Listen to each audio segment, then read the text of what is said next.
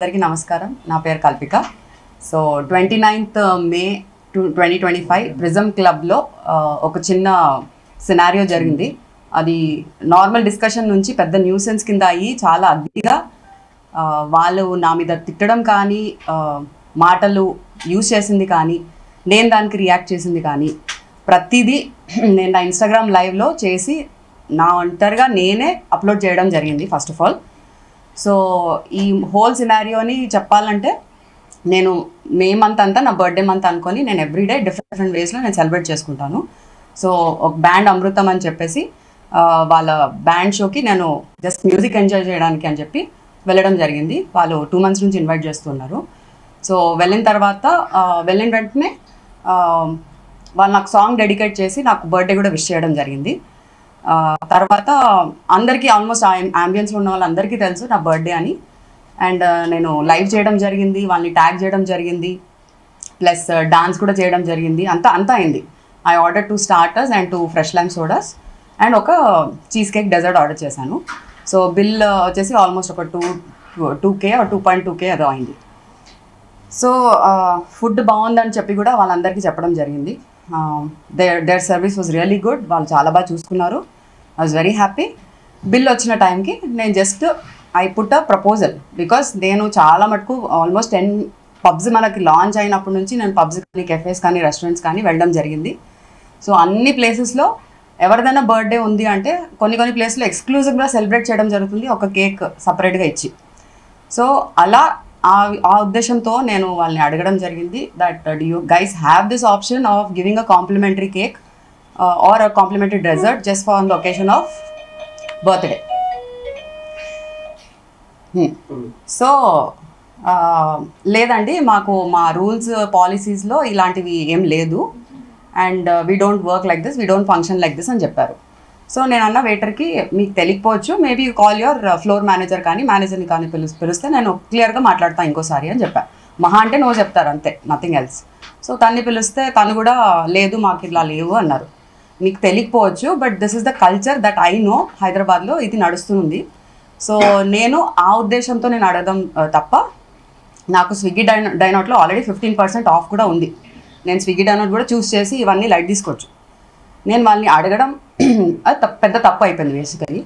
Because ఇంట్లో కూడా మన బర్త్డే అయినా లేకపోతే ఎవరిదైనా బర్త్డే అని తెలిస్తే మనకు ఒక విష్ అయినా చేయాలనిపిస్తుంది, స్వీట్స్ లేదంటే ఒక షుగర్ అయినా నోట్లో వేయాలనిపిస్తుంది.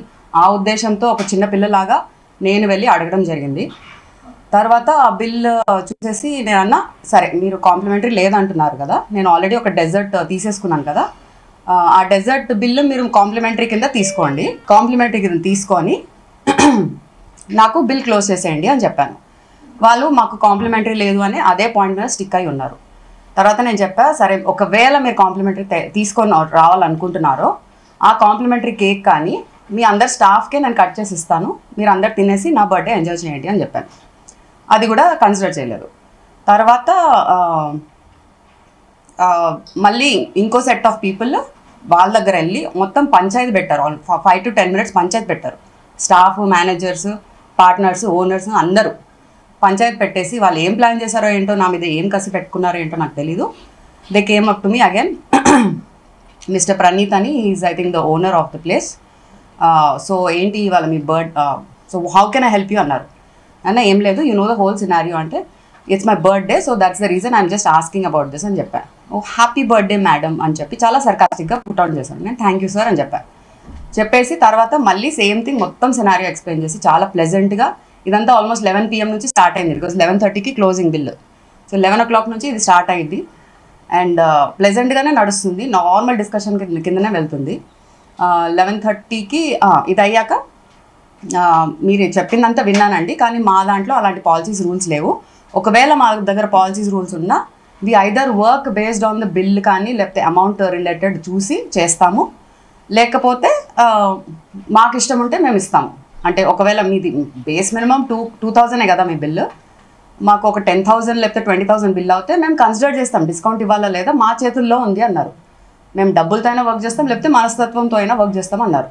నేను అదే మనస్తత్వంతో నేను అడగడం జరిగింది, మీకు కేక్ ఇస్తారా అని, లేకపోతే కాంప్లిమెంటరీ ఏదో ఒకటి ఇస్తారా, ఒకవేళ ఇవ్వకపోయినా మీ సైడ్ నుంచి నాకు ఇచ్చి మీ అందరికీ నేనే పంచుతాను అని కూడా చెప్పడం జరిగింది.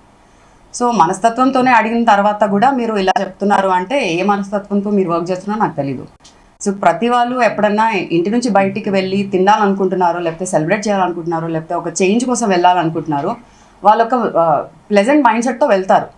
సో ఆ ఫుడ్ని మనం వాల్యూ ఇచ్చి రెస్పెక్ట్ ఇవ్వాలి. బికాజ్ మన హార్డ్ అండ్ మనీ దాంట్లో పెడుతున్నాం మనం. వాళ్ళకి అంత బేసిక్ వాళ్ళు పబ్లిక్కి సర్వీస్ ఇచ్చే బిజినెస్ రన్ చేస్తున్నారు.